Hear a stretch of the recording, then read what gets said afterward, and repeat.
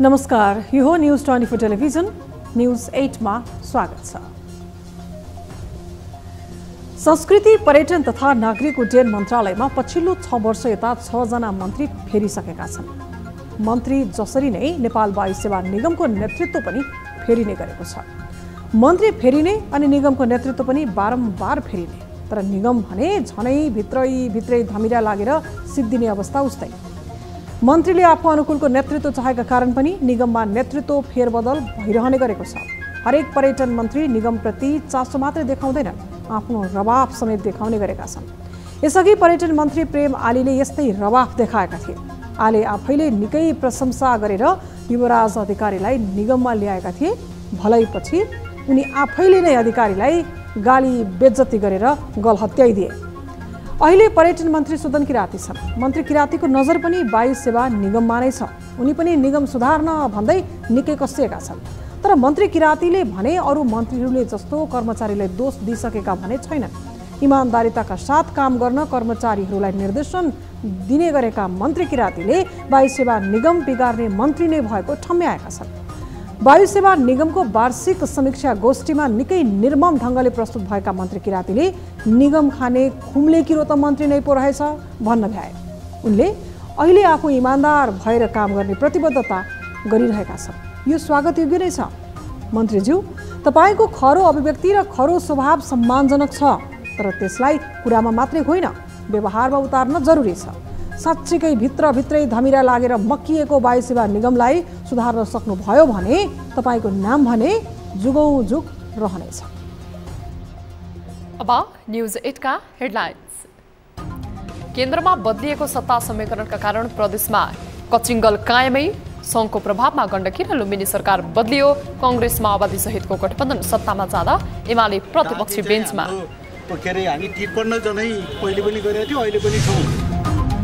भ्रष्टाचार निवारण पहिलो संशोधन विधेयक 2077 विवादमा। भ्रष्टाचार सम्बन्धी मुद्दामा 5 वर्षीय हदम्यादको चर्को आलोचना। सरकार भ्रष्टाचारी संरक्षणमा लागेको आरोप। हामीले तथावार छलफलकै क्रममा त्यसलाई थप परिमार्जन गर्नेछौँ, संशोधन गर्नेछौँ। 10 वर्षीय सशस्त्र युद्धमा होमिएका अयोग्य लडाकुलाई 2 लाख रुपैयाँ दिने प्रक्रिया अघि बढेसँगै सत्ता पक्षकै नेताहरूबाट आलोचना। रोजगारीमा ध्यान दिन कांग्रेस नेता शेखर कोइरालाको सुझाव। आगामी आर्थिक वर्षको बजेट निर्माणका लागि तयारी तीव्र। गृहमन्त्री महत सुझाव सङ्कलनमा सक्रिय। अर्थतन्त्रका चुनौतीको लेखाजोखामा ध्यान दिन जोड। विगत भन्दा गुणात्मक केही नीति, कार्यक्रम र योजनाहरू अगाडि बढाउने गृह कार्य गरिरहेको छ। र अपराजित रहँदै नेपाल एसएससी प्रिमियर लिग क्रिकेटको सेमिफाइनलमा। अन्तिम खेलमा कतारमाथि 68 रनको जित। नेपालले पहिलो सेमिफाइनल खेल कुवेतसँग खेल्ने।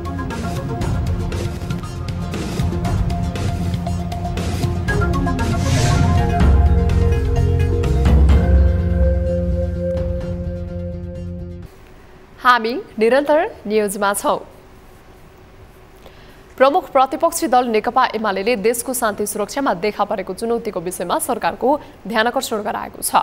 बिहिबार सिंहदरबार स्थित गृह मन्त्रालयमा पुगेर उपप्रधान एवं गृहमन्त्री नारायण काजी श्रेष्ठलाई एमाले ध्यानकर्षण गराएको हो। गृहमन्त्रीसँगको भेटपछि सञ्चारकर्मीहरूसँग कुरा गर्दै नेकपा एमालेका विदेश विभाग प्रमुख डाक्टर राजन भट्टराईले पार्टी अध्यक्ष केपी शर्मा ओली शान्तिपूर्ण गतिविधिमा संलग्न हुँदा समेत आक्रमण भएको भन्दै गृहमन्त्रीको ध्यानकर्षण गराएको बताएका छन्।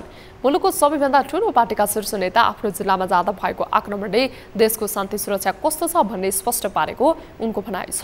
गृहमन्त्रीसँग आफूहरूले आक्रमण गर्नेलाई तत्काल कानुनी दायरामा ल्याई कारबाही गर्न आग्रह गरेको उनले बताएका छन्। उनले प्रधानमन्त्री पुष्पकमल दाहालले नै अराजक गतिविधि गर्नेहरूलाई प्रोत्साहित गरेको आरोप समेत लगाएका छन्।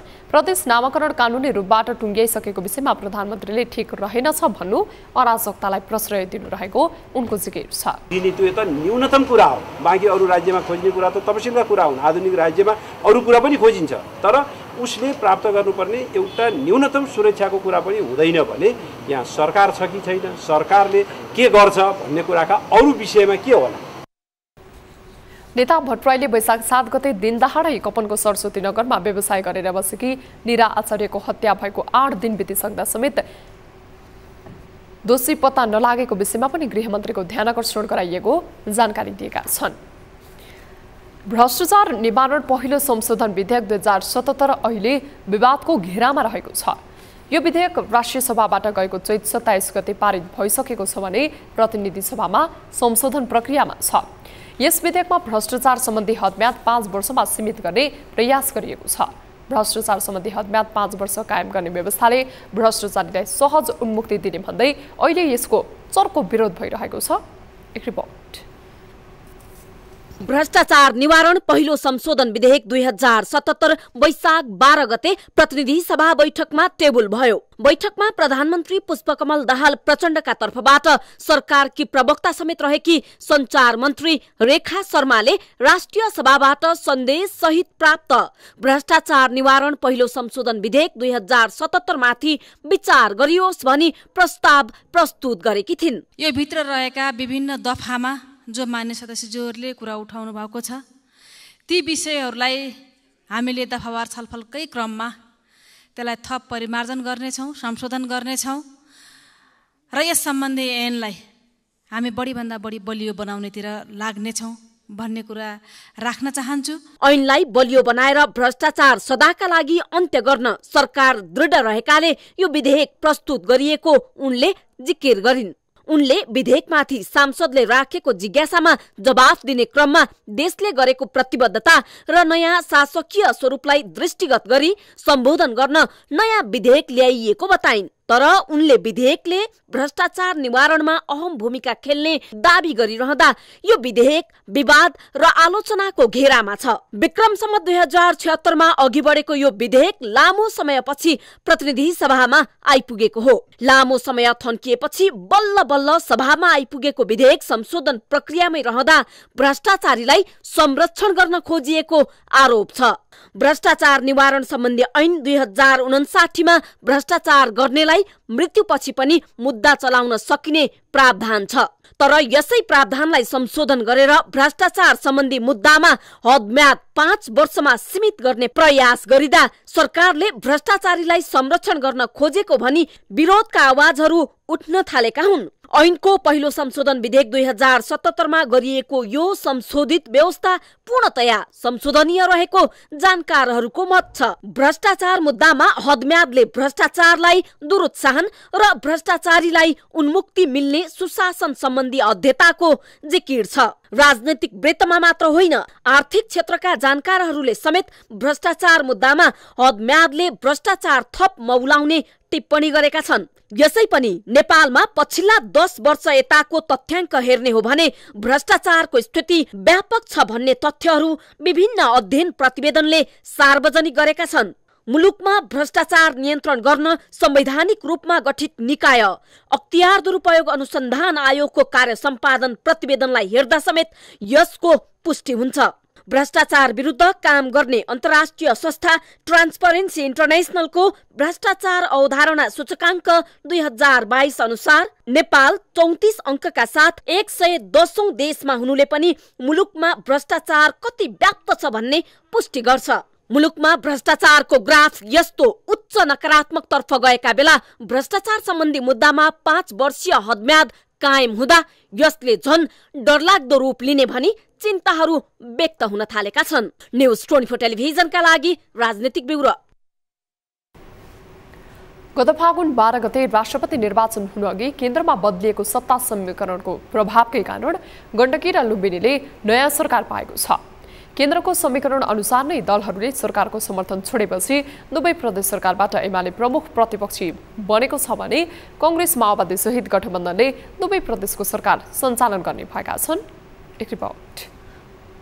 बिहिबार एकै दिन गण्डकी र लुम्बिनी प्रदेशले नयाँ मुख्यमन्त्री पाएको छ। गण्डकीका प्रदेश प्रमुख पृथ्वीमान गुरुङले कांग्रेसका सुरेन्द्र राज पाण्डे र लुम्बिनीका प्रदेश प्रमुख अमिक शेरसनले कांग्रेसकै डिलेबहादुर चौधरीलाई मुख्यमन्त्री नियुक्त गरेका हुन्। दुवै प्रदेशको मुख्यमन्त्री संविधानको धारा 168 को उपधारा 2 बमोजिम 2 वा 2 भन्दा बढी दलको समर्थनमा नियुक्त भएका हुन्। कांग्रेसका 27, माओवादीका 7 र मनाङबाट स्वतन्त्र निर्वाचित भई एकीकृत समाजवादी प्रवेश गरेका राजीव गुरुङ उर्फ दीपक मनाङ्गेको हस्ताक्षर सहित पाण्डेलाई मुख्यमन्त्री नियुक्त गर्न दाबी पेश गरिएको थियो। सरकार ढलेको 3 दिनपछि मात्रै प्रदेश प्रमुख गुरुङले उपधारा 2 बमोजिने बहुमतको सरकारका निम्ति आह्वान गरेका थिए।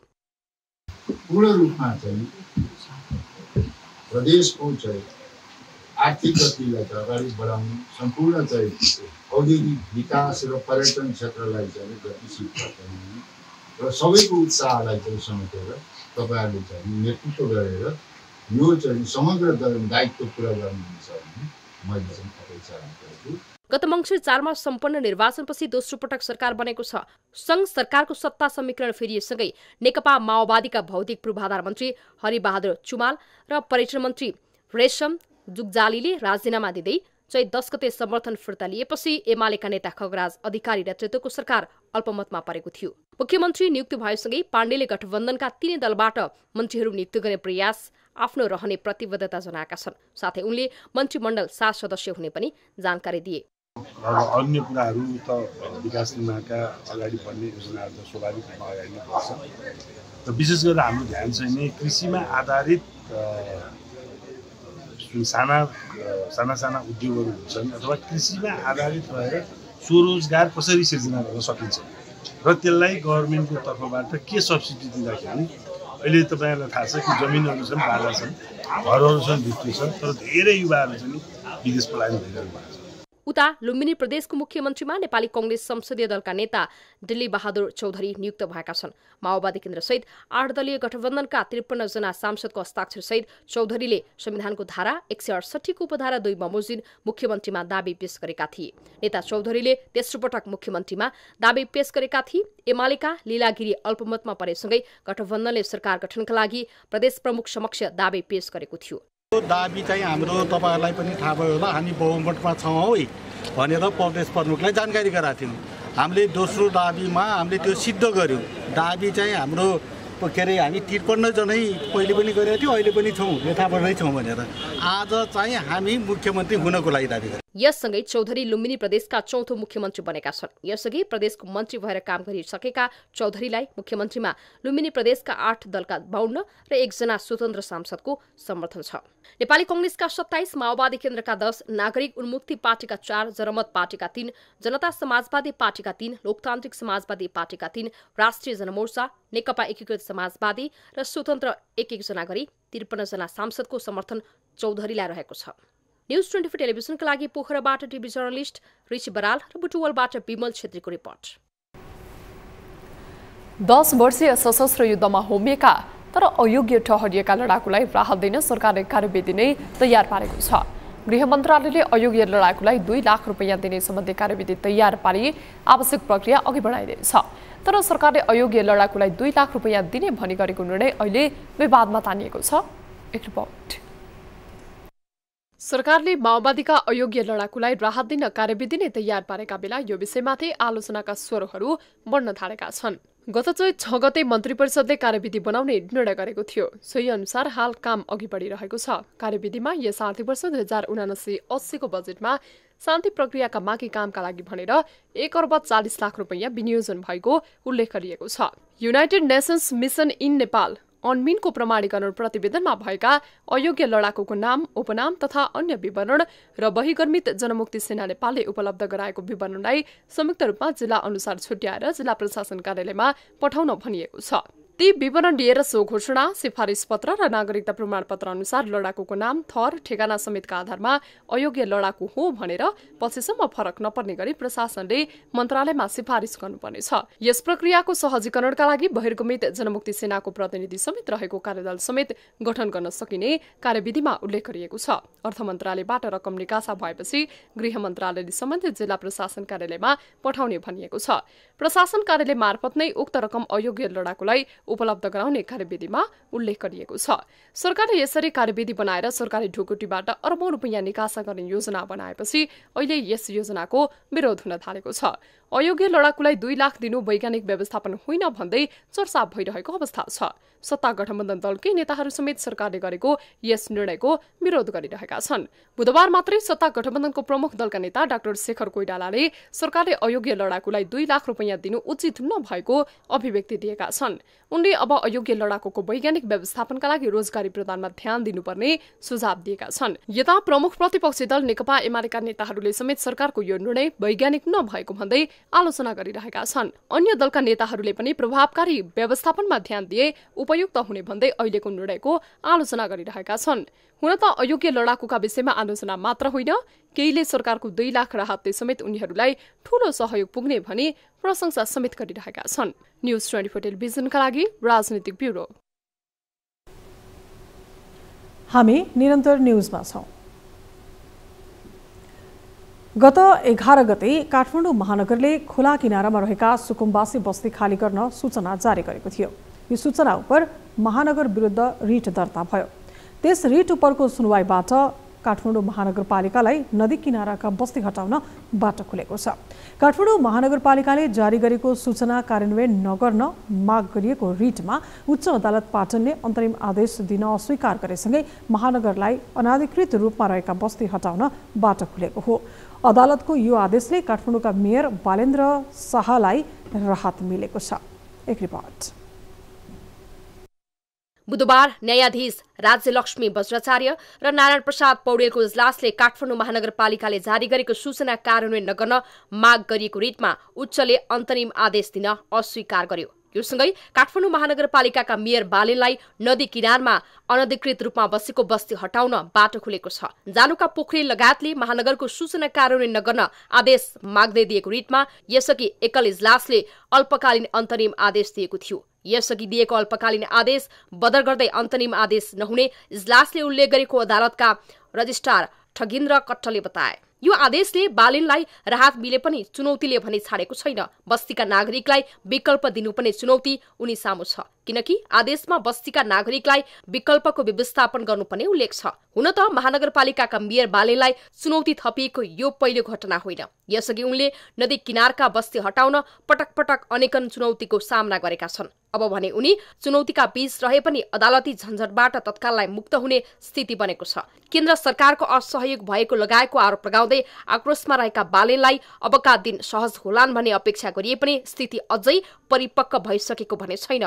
यता अदालतको उक्त आदेशपछि काठमाडौँ महानगरपालिकाका मेयर बालेन शाहले उपप्रधान तथा गृहमन्त्रीलाई कानून विपरीत खोला किनारमा रहेका बस्तीलाई कुन कानून र नैतिकताको आधारमा संरक्षण गरेको भन्दै प्रश्न गरेका छन्। कानूनले कसैमाथि अन्याय गरिरहेको छ भने तत्काल कानून परिवर्तन गर्न सार्वजनिक अपील गरेर प्रक्रिया सुरु गर्न या कानून बमोजिमको शासन व्यवस्था अङ्गालो पर्नेमा बालेनले सुझाव दिएका छन्। यसबाट के प्रश्न हुन्छ भने केन्द्र सरकार र महानगर बीच अझै पनि असमझदारी कायम छ। यसलाई आगामी दिनमा कसरी सुल्झाएर लगिन्छ त्यो भने हेर्न बाँकी छ।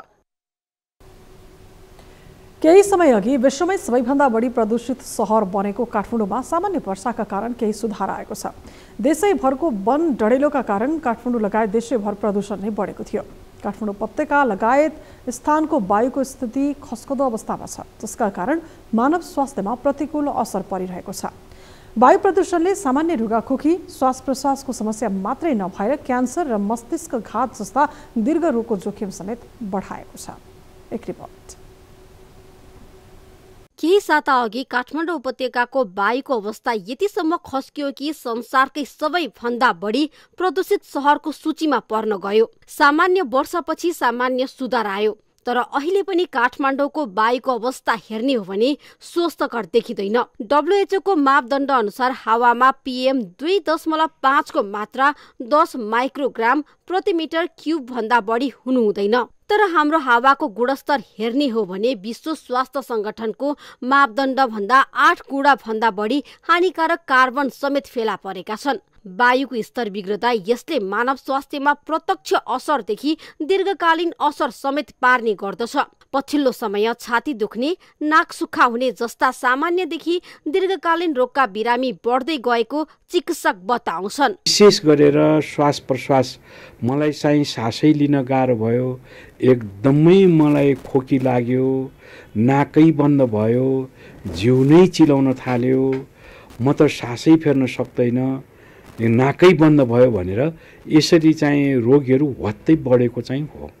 विश्वमा 99% मानिसहरू प्रदूषित वायु भएको ठाउँमा बस्ने गरेको तथ्याङ्क छ। विश्व स्वास्थ्य संगठनका अनुसार वायु प्रदूषणका कारण वर्षेनी विश्वमा 70 लाख मानिसको मृत्यु हुने गरेको छ। त्यस्तै नेपालमा वायु प्रदूषणका कारण वर्षेनी 42,000 भन्दा बढीको मृत्यु हुने गरेको छ। काठमाडौँमा मात्रै 5,000 भन्दा बढीको वायु प्रदूषणकै कारण मृत्यु हुने गरेको देखिन्छ। वायु प्रदूषण बढ्दै गएपछि यसको रोकथामका लागि स्वास्थ्य मन्त्रालयले विभिन्न कार्ययोजना अघि सारेको छ। तर वायु प्रदूषण नियन्त्रणका लागि मन्त्रालय एक्लैले काम गर्ने भन्दा पनि आम नागरिकले आफआफ्नो क्षेत्रबाट सकारात्मक भूमिका खेल्नुपर्ने स्वास्थ्य मन्त्रालयका सहप्रवक्ता डाक्टर समीर कुमार अधिकारी बताउँछन्। अवस्था स्वास्थ्यमा परेका प्रभावहरूका कुराहरू के छन् भनेर अध्ययन गर्ने होला, उपचार व्यवस्थापनका लागि सहजीकरण गर्ने कुराहरू त्यो होला, र अर्को त्योभन्दा बाहेक अतिरिक्त स्वास्थ्य संस्थाबाटै त्यो प्रदूषणहरू आउँछ भने त्यसलाई कम गर्न सक्ने उपायहरू गर्ने कुराहरू चाहिँ स्वास्थ्य मन्त्रालयले गर्न सक्छ। त्योभन्दा बाँकी रहेको अरू सबै हामी आफ्नो घरमा भनौँ न प्रदूषित बढी हुने प्रदूषण गर्न सक्ने खालका पदार्थहरूको प्रयोग गर्ने नगर्ने तपाईँ हामीले गर्न सक्छौँ। घरबाट निस्केका फोहोरहरूको व्यवस्थापन कसरी गर्ने भन्ने कुराहरूमा तपाईँ हामीले गर्न सक्छौँ। आफू बसेको समुदायले गर्न सक्छौँ, आफू बसेको स्थानीय तहहरूले गर्न सक्छौँ। फोहोर जलाउने नजलाउने भन्ने कुराहरूको निर्णय गर्ने कुराहरू तपाईँ हामीले गर्न सक्छौँ। गत वर्ष अप्रिल 1 देखि 15 सम्म देशका विभिन्न 33 स्थानमा डढेलो लागेको थियो। तर यो वर्ष यही समयमा 400 भन्दा बढी स्थानमा डढेलो लागेको तथ्याङ्क छ, जसका कारण वायुको स्थिति थप बिग्रन पुग्यो। जीवन जिउनका लागि आवश्यक पर्ने हावा नै पछिल्लो समय प्रदूषित भन्दा मानव स्वास्थ्यमा प्रतिकूल असर पारिरहेको छ।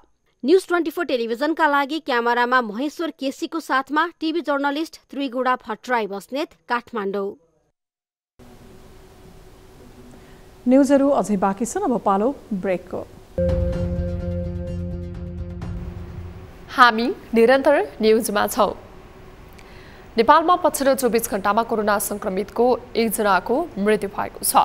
स्वास्थ्य तथा जनसङ्ख्या मन्त्रालयका अनुसार बिहिबार कुल 2517 जनामा कोरोना परीक्षण गर्दा 111 जनामा कोरोना संक्रमण पुष्टि भएसँगै 1 को मृत्यु भएको हो।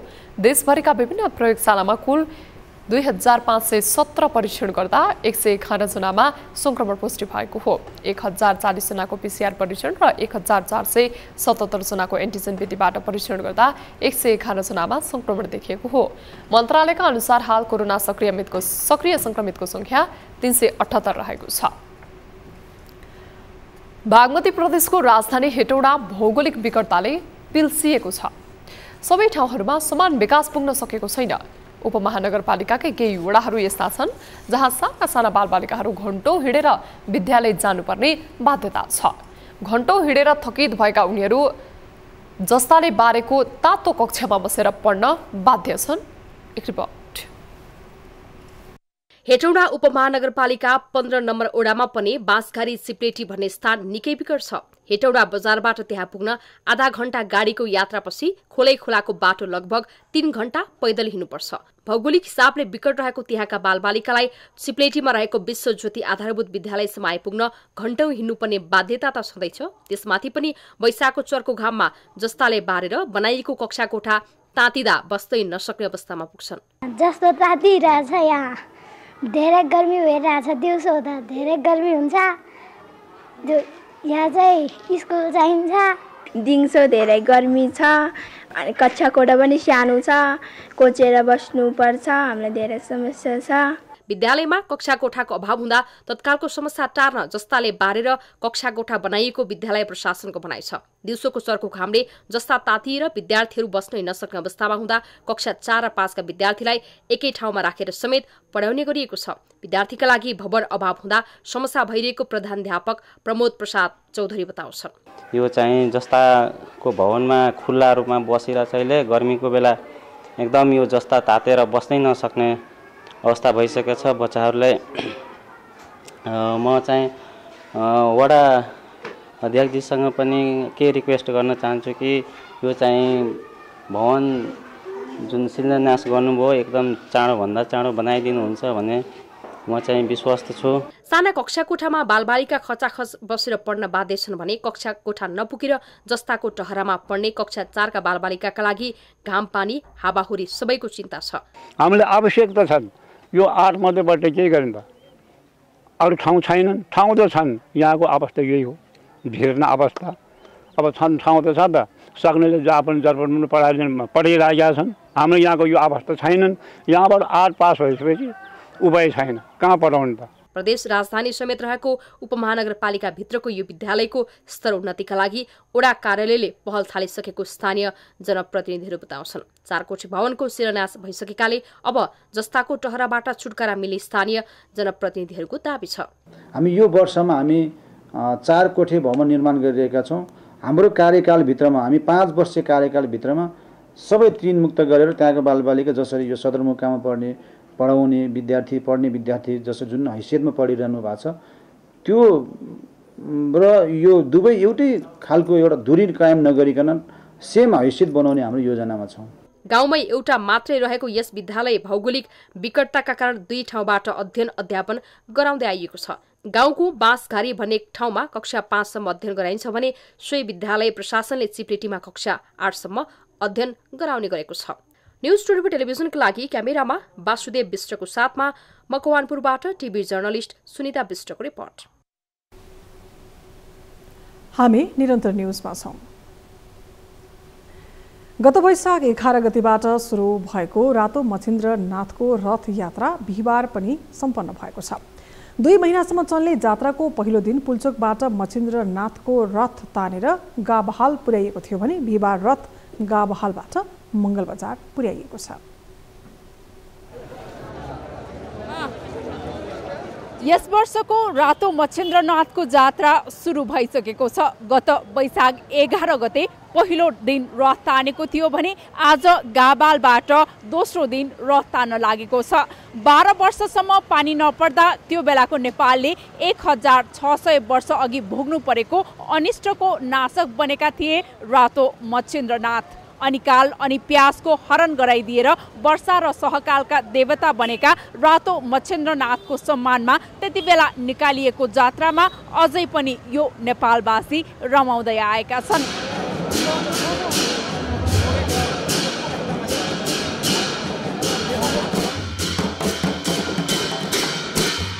हाम्रो यो गुरु भन्छ त्यो बेलामा चाहिँ गोर्खानाथ तपस्या बसे बेलामा अनि नाग सबै सार्न गरेर उसले बसेको भयो। त्यही बेला पानी नपरेर अनि यो जुन यो मच्छिन्द्रनाथ छ नि यो त इन्डियामा थियो, कामाख्यामा थियो। त्यहाँबाट चाहिँ यहाँबाट अनि यो पाटनको ज्यापु भयो अनि भक्तपुरको राजा भयो अनि त्यहाँबाट काठमाडौँको बन्धु आचार्य त्यो 3 जना मिलेर चाहिँ यो काठमाडौँमा ल्याएको भन्ने चाहिँ हामीले किम्बदन्ती छ। त्यहाँदेखि चाहिँ हामीले चाहिँ अन्नको चाहिँ कमी नभएको भन्ने चाहिँ हाम्रो किम्बदन्ती छ के। त्यही भएर त्यो नेपालमै धेरै लामो जात्रा पनि हो, यसलाई धेरै मान्नुपर्ने छ। प्रत्येक वर्ष हाम्रो पुल्चोकमा बनाइन्छ। पुल्चोकबाट यहाँबाट पुल्चोकबाट गाबालबाट सुन्धाराबाट लगनखेल हुँदै अन्तिममा भट्टजात्राबाट जात्रा सकिन्छ। अनि प्रत्येक 12 वर्ष हामीले बुङ्गुमटीबाट बनाएर बुङ्गुमटीबाट यहाँ फेरि भैँसीपाटे हुँदै यहाँ ल्याएर यहाँ फेरि त्यस्तै जात्राहरू क्रम गरेर फेरि बुङ्गुमटी लानुपर्छ।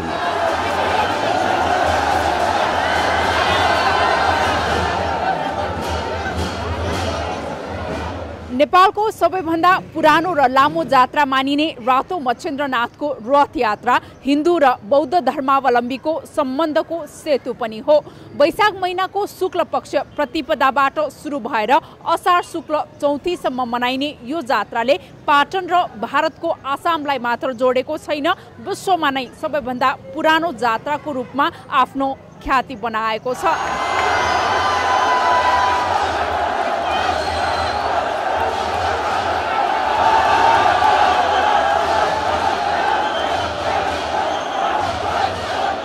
हजार 600 वर्ष पुरानो यो जात्रा 2 महिनासम्म सञ्चालन हुने गरेको छ। मच्छिन्द्रनाथलाई हिन्दू धर्मावलम्बीहरूले सन्त गुरु करुणामयको रूपमा पुज्ने गरेका छन् भने बौद्ध धर्मावलम्बीहरूले पञ्चबुद्ध मध्येका चौथो बुद्ध पद्मपानी लोकेश्वरको रूपमा पुज्ने गर्दछन्।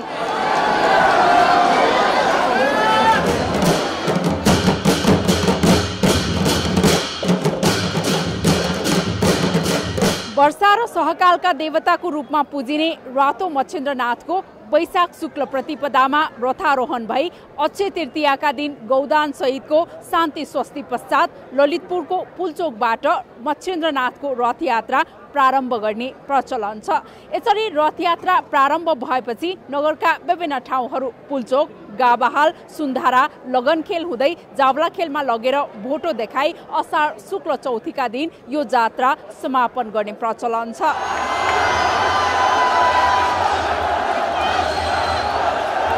गत विगतमा जसरी गरिन्थ्यो अझ काठहरू पनि ल्याएर हामीमा चाहिँ यसमा चाहिँ रथ बनाउन मुख्य भूमिका चाहिँ बाराई, मुख्य काठको काम गर्ने बाराई, यो बेडडोरी कस्ने एवालहरू र अब रथ गुडाइसकेपछि चाहिँ गएको 3टा समुदाय चाहिँ यसमा विशेष अब पुजारीहरू त आफ्नो भइहाल्यो होइन, यसमा चाहिँ 3टा समुदाय हुन्छ।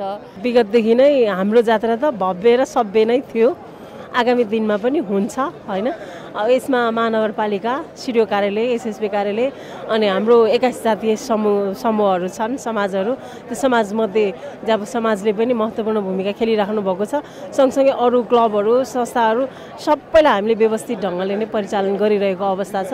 यो निरन्तर नै रहन्छ। 2 महिना लामो रथ यात्रामा पाटन उत्साह र उमङ्गमा डुब्ने गर्छ। उस बेलाका पिता पुर्खाले लगाएको गुण तिर्न अहिलेका पाटनवासी मात्र नभई आम देशवासी उत्तिकै उत्साही बनेर जात्रामा सरिक हुने गरेका छन्। क्यामेरामा सुनिल गुरुङका साथ टिभी जर्नलिस्ट अनुला जोशी, गाबाहाल, ललितपुर।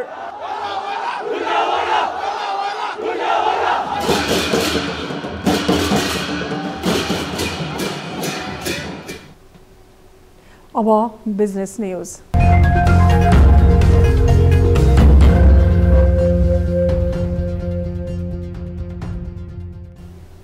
सरकार यति बेला आगामी आर्थिक वर्षको बजेट निर्माणको तयारीमा लागेको छ। मुलुकभित्र लक्ष्य अनुसारको राजस्व उठ्न सकेको छैन। व्यापार व्यवसायमा मन्दी छाउँदा बजार स्वचालित रूपमा चल्न सकेको छैन। आन्तरिक उत्पादन घट्दै जाँदा वैदेशिक व्यापार खाटाको दायरा फराकिलो हुँदैछ। बजार महँगी बढ्दो छ। पूर्वाधार निर्माणले गति लिन सकेको छैन। यस्ता विविध समस्याहरूलाई चिर्दै आगामी आर्थिक वर्षको बजेटले सामना गर्नुपर्ने चुनौतीहरू धेरै छन्। एक रिपोर्ट।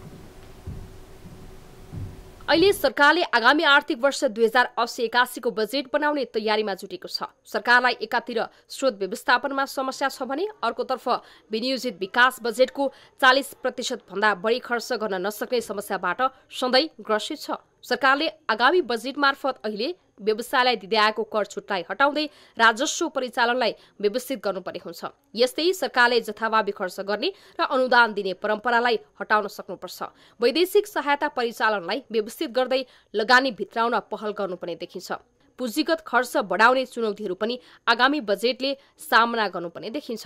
साथै बाह्य क्षेत्रको स्थायित्वमा पार्ने जोखिम, वित्तीय स्थायित्वमा पार्ने असर, अर्थतन्त्रमा निम्तने समस्या र व्यवस्थापनमा थपिने चुनौतीको लेखाजोखा गर्न सक्ने गरी आगामी बजेटमा व्यवस्था गर्नुपर्ने अर्थविद नरबहादुर थापाको सुझाव छ। क्यालेन्डरको व्यवस्था गरेर नयाँ खालको बजेट, नयाँ सोचका साथ बजेट बनाइयो कार्यतालिका सहित। अब कार्यक्रम र परियोजनाको घोषणा मात्र होइन, कार्यान्वयन तालिका समेत बजेटले ठाउँ दियो।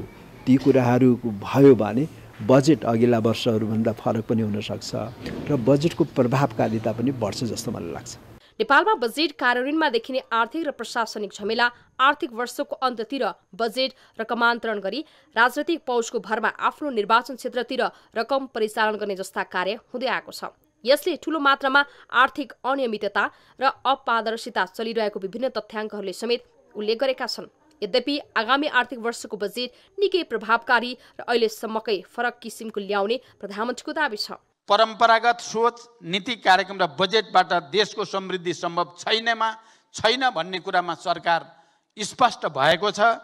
सरकारले यसपटक विगतभन्दा भिन्न, विगतभन्दा नयाँ, विगतभन्दा गुणात्मक केही नीति कार्यक्रम र योजनाहरू अगाडि बढाउने गृह कार्य गरिरहेको छ ताकि जसबाट देशको विकास र समृद्धिमा गुणात्मक योगदान दिन सकियोस्। तत्काल छिटो प्रतिफल प्राप्त गर्न नसक्ने क्षेत्रलाई कम महत्त्व दिँदै कार्यकर्तालाई पाल्ने कार्यक्रमको अन्त्य गरी वितरणमुखी भन्दा परिणाममुखी बजेट ल्याउनु अहिलेको आवश्यकता हो।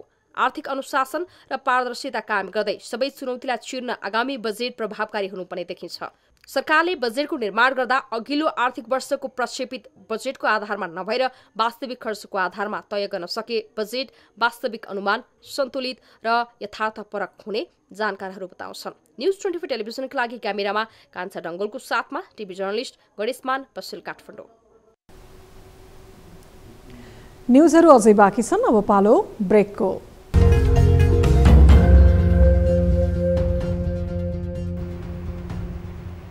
हामी निरन्तर न्यूजमा छौं। अब स्पोर्ट्स न्यूज।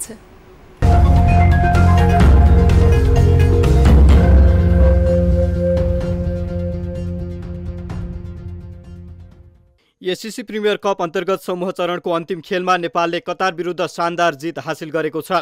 बिहीबार कीर्तिपुर स्थित त्रिवी क्रिकेट मैदानमा टस हारेर पहिले ब्याटिङको निम्तो पाएको नेपालले कतारलाई 158 रनको सामान्य लक्ष्य दिएको थियो। 40.3 ओभरमा 10 विकेट गुमाउँदै 157 रन मात्रै बनाएको नेपालले बलिङमा उत्कृष्ट प्रदर्शन गर्दै जित हात पारेको हो। उत्कृष्ट बलिङ गर्दै नेपाल 68 रनले विजयी भयो। 158 रनको झिनो लक्ष्य पछ्याएको कतार 25 ओभर 1 बलमा अल आउट भयो। नेपालका लागि सन्दीप एक्लैले 5 विकेट लिए भने सोमपाल कामीले 3 तथा ललित राजवंशीले 2 विकेट लिए। यसअघि नेपालले खराब ब्याटिङ गर्दा इनिङ्सको अन्तिममा सन्दीप लामिछानेले सर्वाधिक 42 रनको योगदान दिएका थिए। कप्तान रोहित पौडेलले 27 रन बनाए। आसिफ शेखले 19 र दिपेन्द्र सिंह ऐरीले 12 रन जोड्दा सोमपाल कामी र आरिफ शेखले समान 11 रन मात्र बनाएका थिए।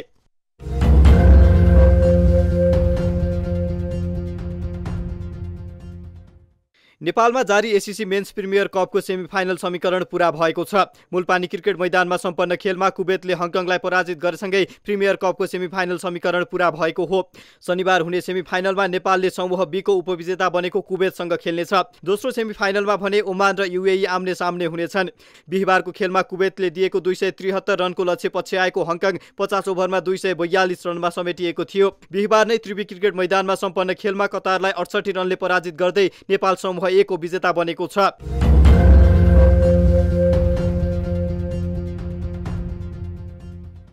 शहीद स्मारक ए डिभिजन लिग फुटबलमा फ्रेन्ड्स क्लब र एपीएफ क्लबले बराबरी खेलेका छन्। साधुपाटो स्थित एन्फा कम्प्लेक्समा बिहीबार भएको खेलमा फ्रेन्ड्स र एपीएफले 1-1 गोलको बराबरी खेल्दै अङ्क बाँडेका हुन्। प्रतिस्पर्धात्मक खेलमा एपीएफले सुरुवाती अग्रता बनाए पनि अन्तिमसम्म जोगिन नसक्दा अङ्क बाँड्न बाध्य भयो।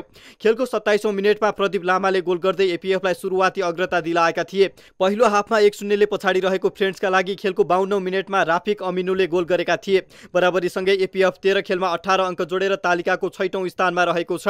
13 खेलमा 15 अङ्क जोडेको फ्रेन्ड्स 10औं स्थानमा रहेको छ।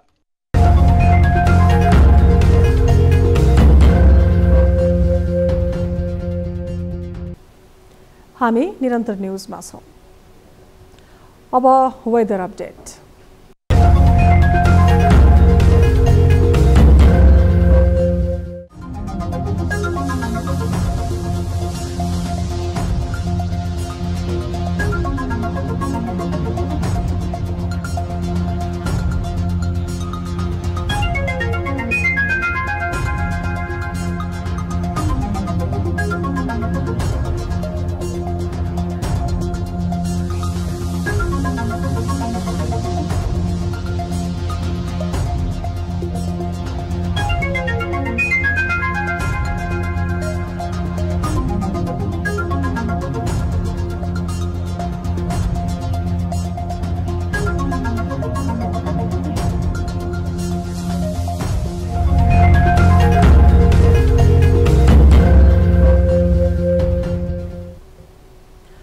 अब न्यूज 8 को अन्त्यमा पुनः हेडलाइन्स। केन्द्रमा बदलिएको सत्ता समीकरणका कारण प्रदेशमा कचिङ्गल कायमै। सङ्घको प्रभावमा गण्डकी र लुम्बिनी सरकार बदलियो। कांग्रेस माओवादी सहितको गठबन्धन सत्तामा जाँदा एमाले प्रतिपक्षी बेन्चमा। हाम्रो हामी 53 जनै पहिले पनि गरेका थियौं, अहिले पनि छौं। भ्रष्टाचार निवारण पहिलो संशोधन विधेयक 2077 विवादमा। भ्रष्टाचार सम्बन्धी मुद्दामा 5 वर्षीय हदम्यादको चर्को आलोचना। सरकार भ्रष्टाचारी संरक्षणमा लागेको आरोप। हामीले दफावार छलफलकै क्रममा त्यसलाई थप परिमार्जन गर्नेछौँ, संशोधन गर्नेछौँ। 10 वर्षीय सशस्त्र युद्धमा होमिएका अयोग्य लडाकुलाई 2 लाख रुपैयाँ दिने प्रक्रिया अघि बढेसँगै सत्ता पक्षकै नेताहरूबाट आलोचना। रोजगारीमा ध्यान दिन कांग्रेस नेता शेखर कोइरालाको सुझाव। आगामी आर्थिक वर्षको बजेट निर्माणका लागि तयारी तीव्र। अर्थमन्त्री महत सुझाव सङ्कलनमा सक्रिय। अर्थतन्त्रका चुनौतीको लेखाजोखामा ध्यान दिन जोड। गुणात्मक केही नीति कार्यक्रम र योजनाहरू अगाडि बढाउने गृह कार्य गरिरहेको छ। र अपराजित रहँदै नेपाल एससीसी प्रिमियर लिग क्रिकेटको सेमिफाइनलमा। अन्तिम खेलमा कतारमाथि 68 रनको जित। नेपालले पहिलो सेमिफाइनल खेल कुवेतसँग खेल्ने।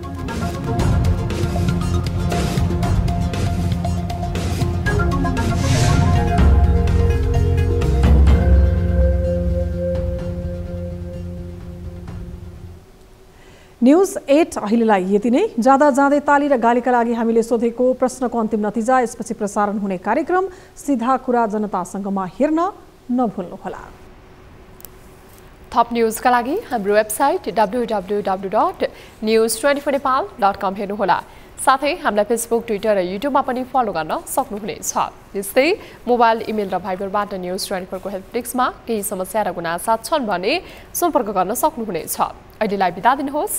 हामी निरन्तर न्युजमा छौँ। नमस्ते।